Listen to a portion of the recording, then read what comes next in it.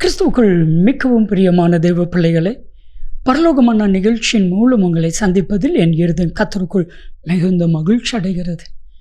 இன்றைய பரலோகமன்னா நன்மை உங்களை தேடி வரும்.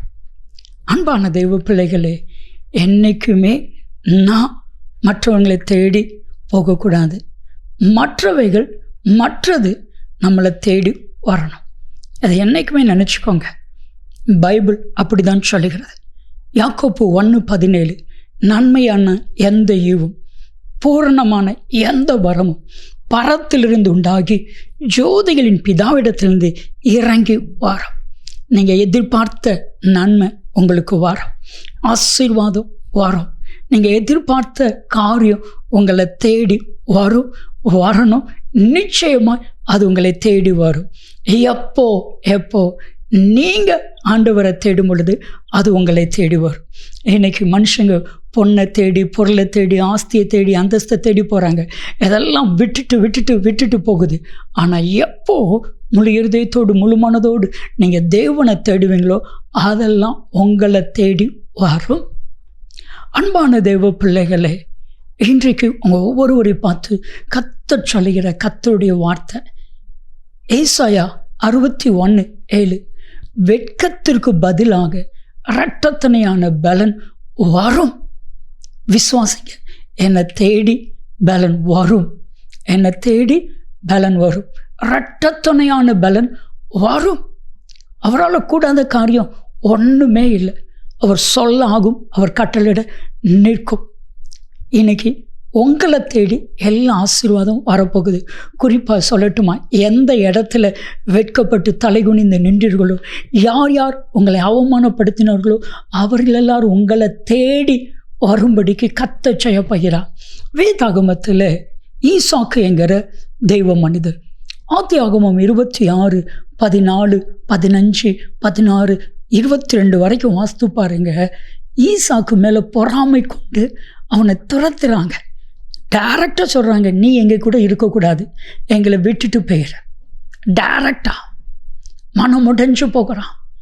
இன்னொரு வேதனை, அவன் கிணற எல்லாம் மண்ணையும் கல்லையும் போட்டு தூத்திடுறாங்க. அங்கேருந்து வெளியே போகிறான். நாள் ஒன்று வந்தது. ஆதியாகமம் 26வது அதிகாரம் 27, 28 வசனத்தை, அவர்கள் அவனை தேடி வந்தார்கள். யாரெல்லாம் ஈசாக்கை விரட்டுனாங்களோ, அப்போ ஈசா கேட்டான், நீங்கள் அங்கே என்னை விரட்டினீங்க, இப்போ என்னை தேடி வந்திருக்கீங்க. அதற்கு அவர்கள் சொன்ன வார்த்தை, மெய்யாகவே கர்த்தர் உம்மோடு கூட இருக்கிறார் என்று கண்டோம்.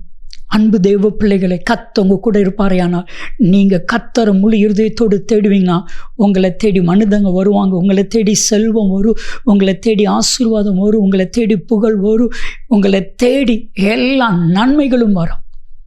ஒரு நாள் ஒரு சகோதரி ஃபோன் பண்ணி, பரலோகமான நிகழ்ச்சி மிகவும் ஆறுதலாக இருந்துச்சு. அது மட்டும் இல்லைன்னா நாங்கள் செத்தே போயிருப்போம். எங்களுக்காக ஒரே ஒரு சின்ன ப்ரேயர், நீங்கள் எங்கே மீட்டிங் நடத்துகிறீங்களோ அங்கே வரோம். நான் நினச்சேன் தூத்துக்குடி நினச்சேன். அவங்க சென்னையிலேருந்து தூத்துக்குடிக்கு வந்தாங்க. அவங்க சொன்னாங்க, எல்லாமே இழந்துட்டோம், ஒரு மனுஷனை நம்பி 50 லட்சத்தை இழந்துட்டோம் அப்படின்னு வேதனையோடு சொல்லும் பொழுது உங்கள் கண்ணில் கண்ணே. ஆண்டவர் சொன்னார், இது நாளத்தனே அவங்கள தேடி வரும்னு சொன்னார். நினச்சி பார்க்கல.